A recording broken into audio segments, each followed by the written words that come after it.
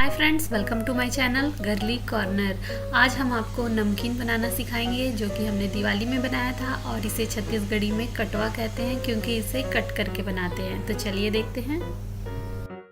तो उसके लिए हमने ले लिया है आधा केजी मैदा।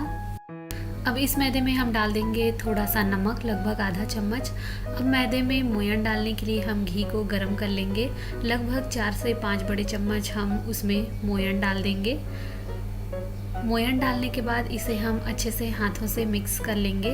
उसके बाद हम इसे मुट्ठी में भर कर देखेंगे। इस तरह के स्ट्रक्चर्स आने चाहिए। अगर इस तरह के स्ट्रक्चर्स नहीं आ रहे हैं तो आप एक्स्ट्रा 1 टेबल स्पून और ऑयल डाल के देख सकते हैं या घी जो हम डाल रहे हैं वो डाल के देख सकते हैं।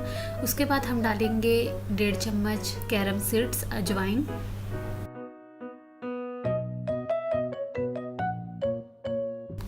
अब थोड़ा थोड़ा पानी लेकर हम सख्त आटा गूंद लेंगे।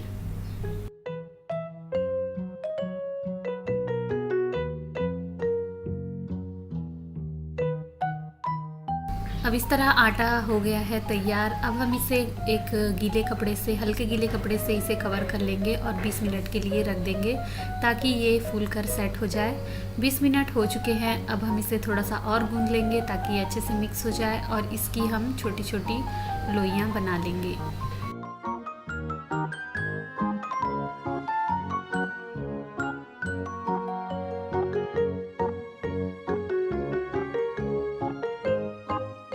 अब हम इसे बेल लेंगे। उसके बाद हम इसे कट करने वाले हैं। आपका नमकीन कैसा बना है वो टोटली डिपेंड करता है कि आपने मोयन कैसा डाला है, घी कैसा डाला है। तो लगभग इसका अप्रॉक्सीमेटली माप है 500 ग्राम में लगभग 150 ग्राम घी डालते हैं।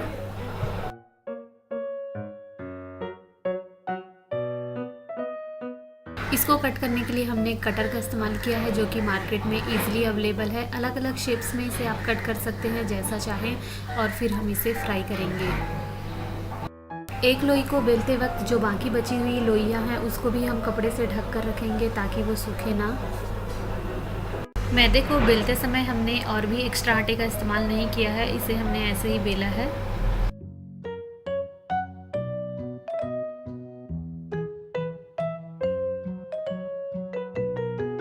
अब हमने जितनी भी लोई बनाई है सबको 1 बाय 1 करके कट कर लेंगे।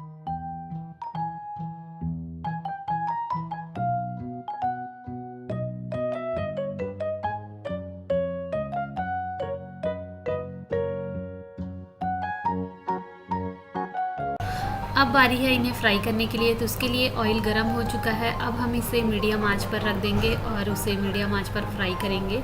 ऐसा हम 2-3 सेट्स में करेंगे। आधे को इस सेट में करेंगे और आधे को अगले सेट में करेंगे। मीडियम आंच पर फ्राई करने से ये बहुत अच्छे से खस्ता बनता है और इसका कलर भी बहुत सुंदर आता है। अगर हम तेज़ आंच कर देते हैं तो ये ब्राउन तो हो जाएगा लेकिन अंदर से ये कच्चा रह जाता है और उतने अच्छे स्वादिष्ट नहीं बन पाते। तो आप मीडियम आंच पर ही फ्राई करें। वैसे इसके बहुत सारे नाम हैं। कई लोग इसे निमकी कहते हैं, कई नमक पारे कहते हैं। वैसे छत्तीसगढ़ी में इसे कटवा कहते हैं और नमकीन भी कह देते हैं। तो बहुत सारे इसके नाम हैं।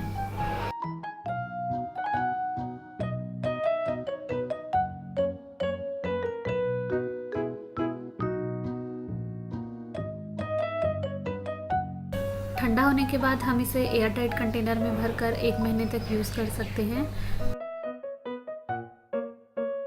ये देखिए, इसमें बहुत ही अच्छा सुनहरा कलर आ गया है। अब ये तैयार हो चुके हैं और बाकी जितने भी बचे हुए हैं उनको भी इसी तरह फ्राई कर लेंगे और फिर तैयार है हमारा गर्मा गर्म नमकीन खाने के लिए।